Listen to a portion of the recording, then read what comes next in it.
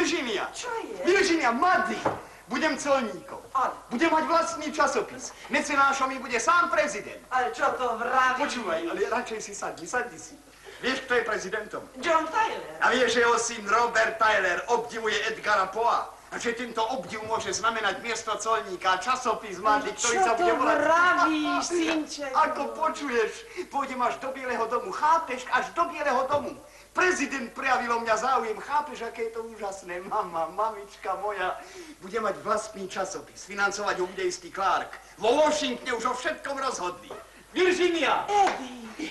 Zatiaľ budem vyberať colné poplatky. Nezdá sa ti to absurdné? Ba.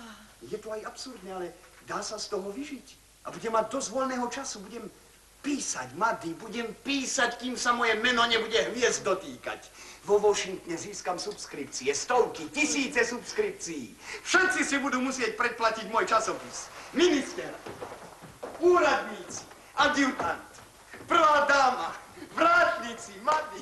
Pane Bože, musím ti nachystať bielizeň. Ale nemôžeš ísť v tomto obleku, synček. Presťahujeme sa do nového domu, kde bude dosť svetla a vzduchu. Virginia. A nebudem už musieť písať do cudzieho časopisu odkázaný na milosť a nemilosť hlúpeho vydavateľa. Nikto už nebude bohatnúť na mojom talente. Za spolupracovníkov získam všetkých amerických básnikov žijúcich v biede a zaplatím im, Maddy. Zaplatím im za básne, že sa všetci začudujú. Maddy, to sa musí podariť, to nemôže skrachovať.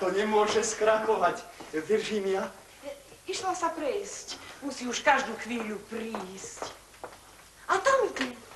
Tam tá dáma, čo je s ňou, to je pani Grahamová. Áno. Nie som rád, keď ju vidím s ňou. Je to žena tvojho zamestnávateľa. Práve preto. Virginia vyzerá popri nej ako sirota. A ten strašiak vyfintený ako veľká dáma. A za moje peniaze. Áno, za moje peniaze. Za peniaze, čo jej muž zarába na môj účet. Za peniaze môjho mozgu.